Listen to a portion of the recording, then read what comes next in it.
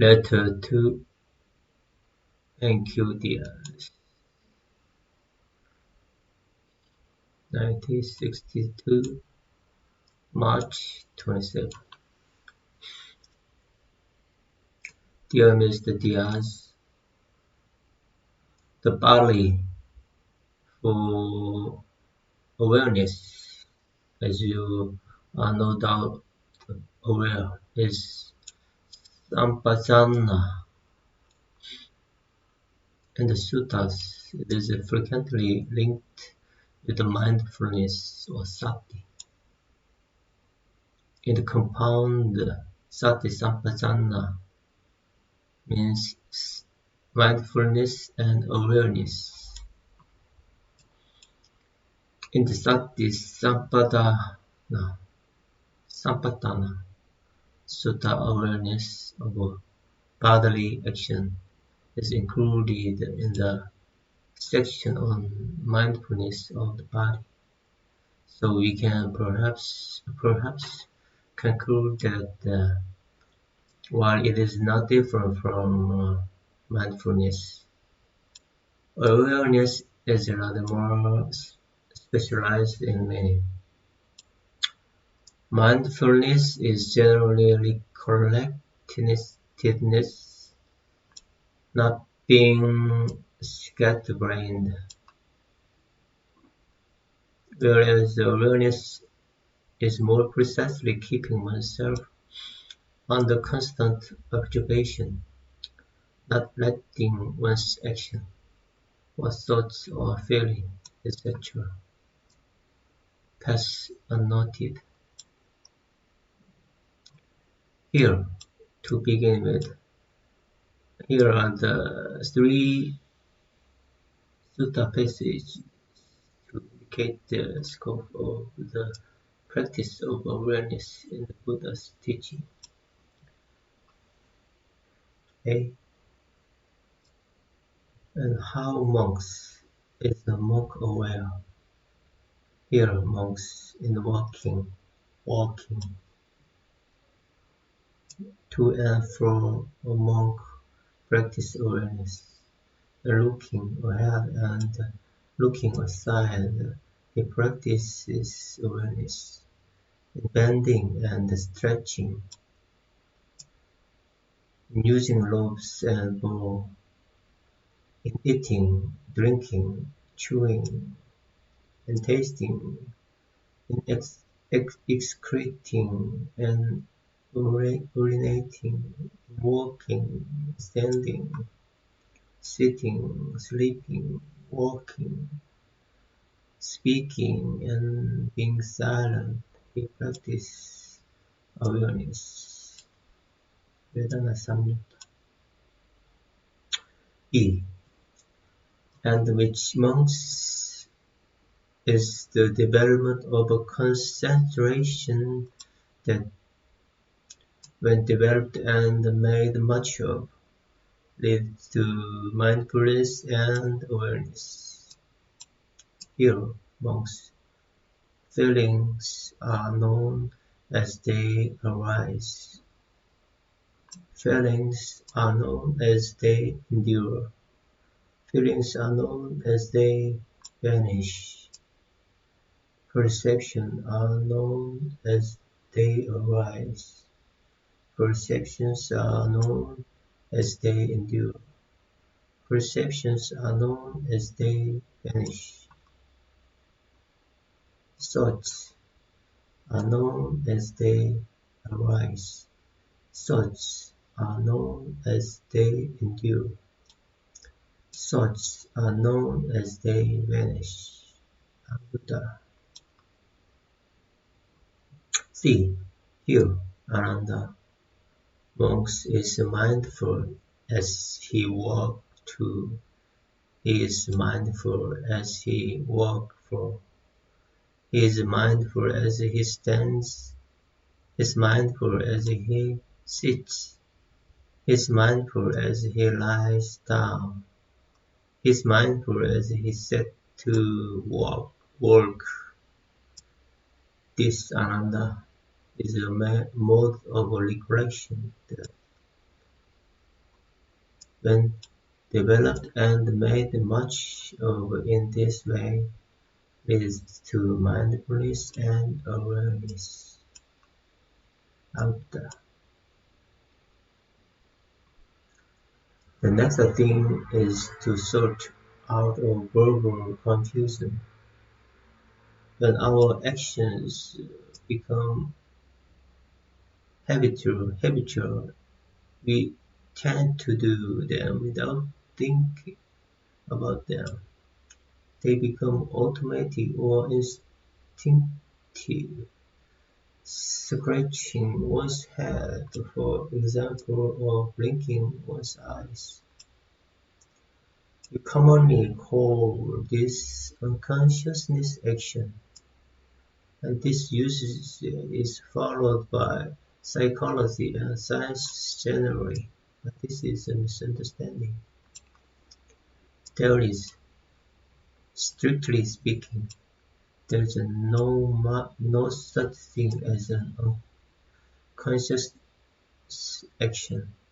The Buddha defines action, karma,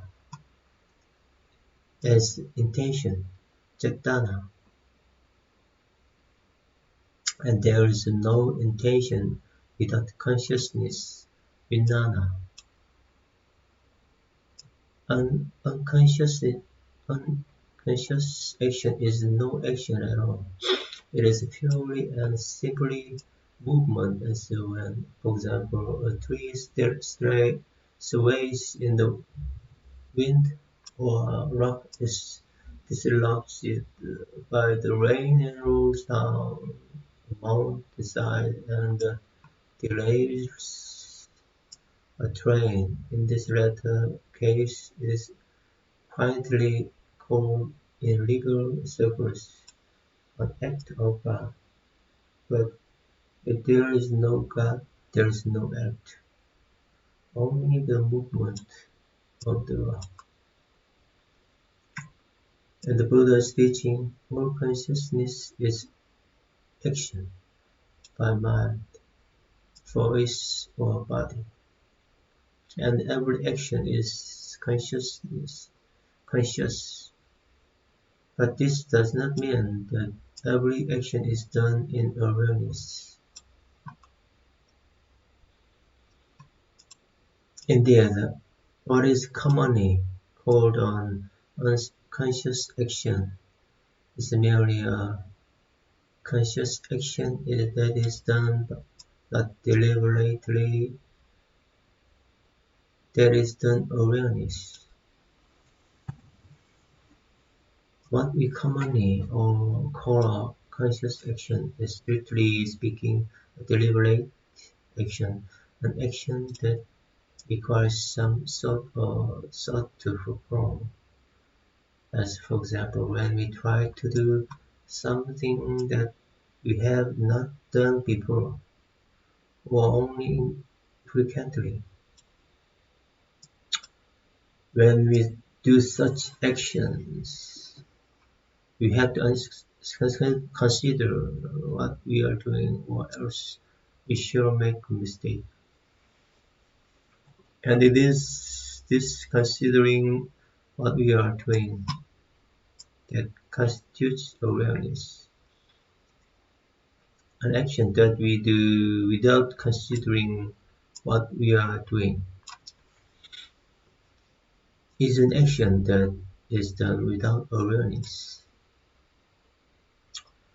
So long as we are awake, obviously enough, there is always some degree of awareness present, since new problems, large or small, are always presenting themselves, and we are obligated to consider them, even if only for a moment or two, in order to deal with them. When we dream, on the other hand, awareness is awareness, and it is this very fact that we are unable to look at our dream problems objectively that distinguishes dreams from waking experience. When we are awake, we are always aware I am awake. But when we dream, we are not aware I am dreaming. And in fact, when we have a nightmare and struggle to wake up, all we are doing is trying to remember or become aware that we are dreaming, and we are succeeding wake up. But unlike, to, unlike in sleep, there is always some degree of awareness present in our waking life. It is normally only enough to enable us to deal with unexpected circumstances as they occur.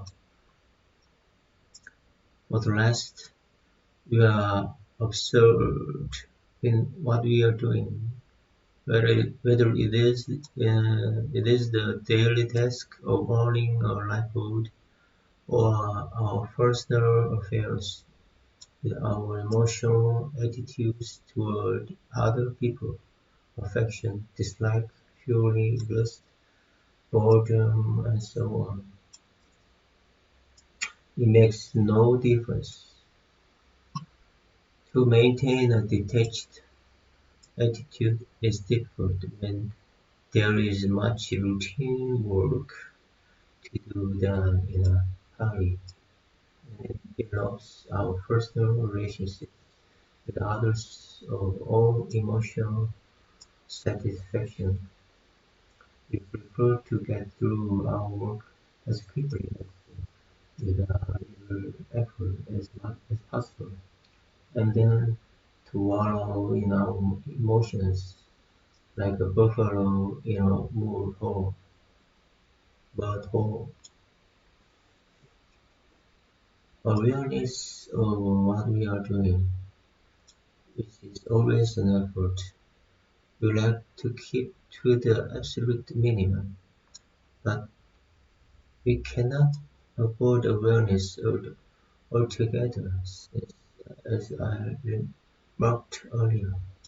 It is necessary in order to deal with the unexpected problems, however insignificant significant as they arise. But this awareness is practiced merely for the purpose of overcoming the obstacles that lie in the path of our daily life. It is practiced simply in order to get through the business of living as expeditiously and as efficiently as possible. Awareness in the Buddha's teaching, however, has a different purpose. It is practiced for the purpose of attaining release from living. These two different purposes, while not directly opposed, do not in fact cooperate. They are, as it were, at right angles to each other. And since the amount of awareness that can be practiced at any one time is limited, there is a competition between these purposes for whatever awareness is aware of. Thus, it happens that in activities requiring much awareness simply for their successful performance, such as writing this letter, there is not much scope for the practice of awareness leading to release, though no doubt if I got into the likely habit of writing this same letter twice a day over a number of years, I should be able to devote more of the letter to Buddha tells us in Itivitak that three things harm the progress of the Sekkaviku: one who has reached the path but who has not arrived at Arahasi;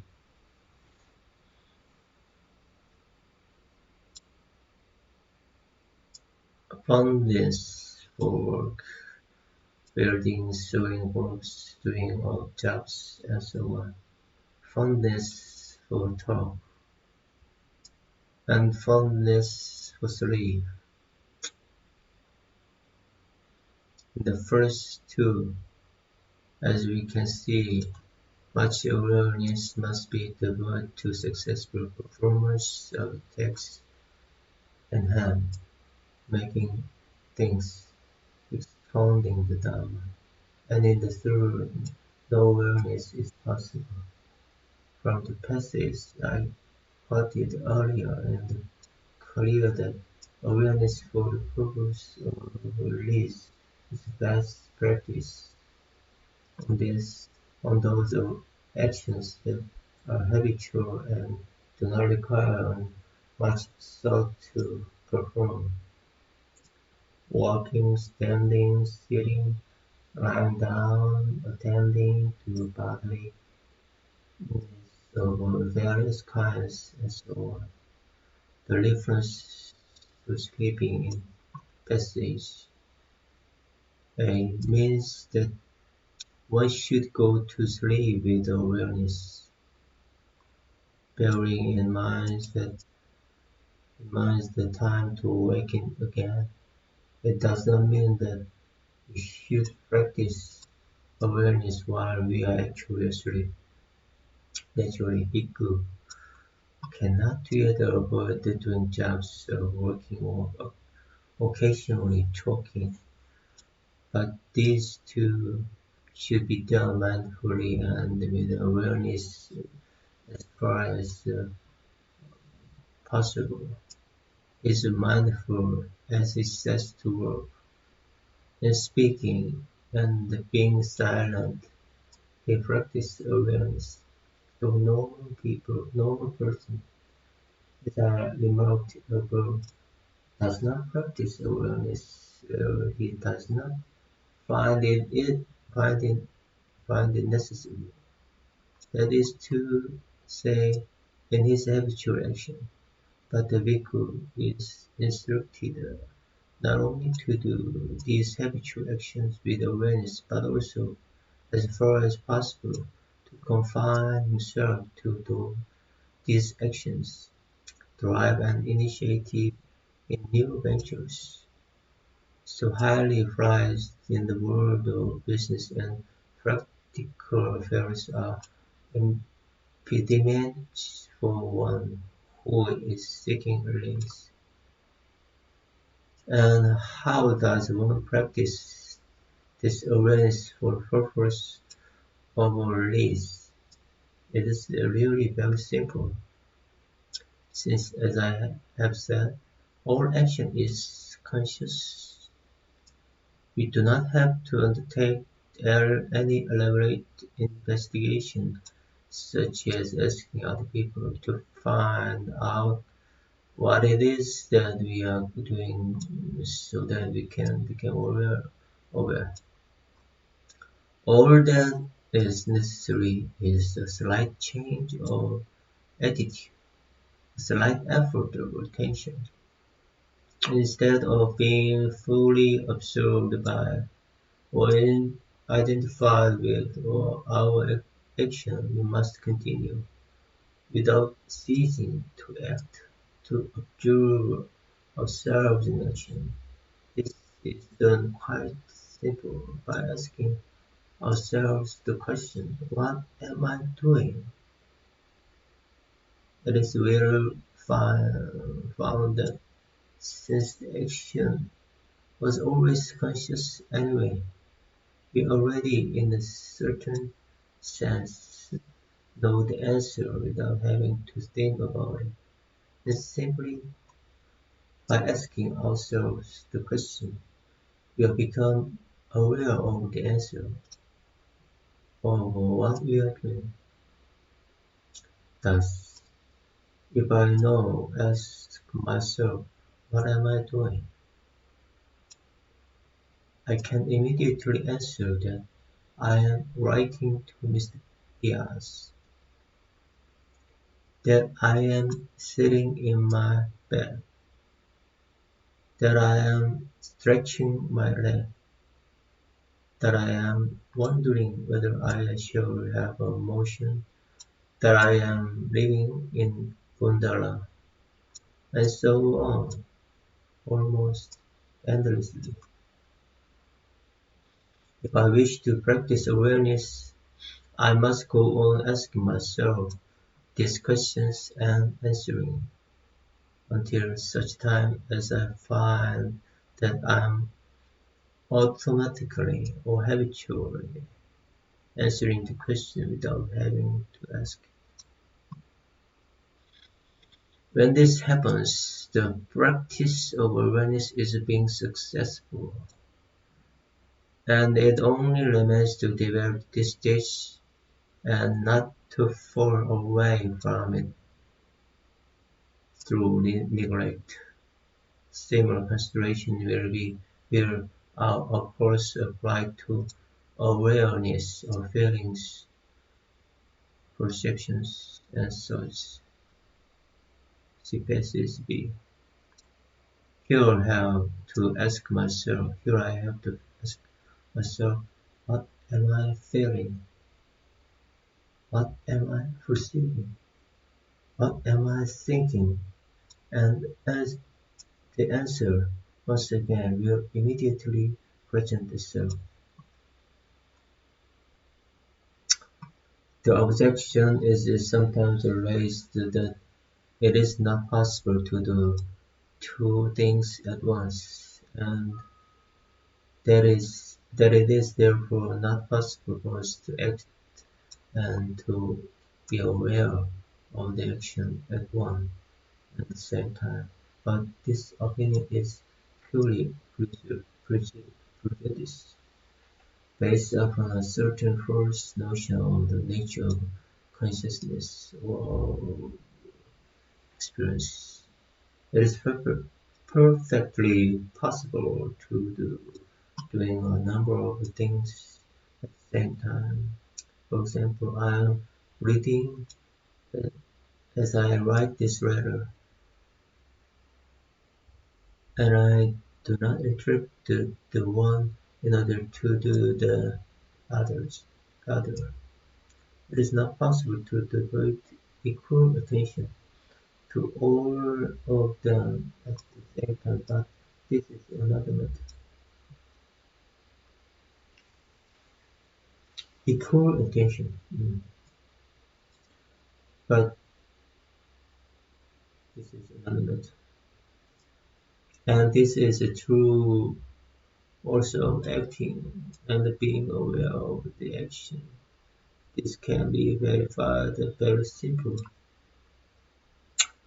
All that is necessary is to start working, and while still working, to ask oneself the question, what am I doing?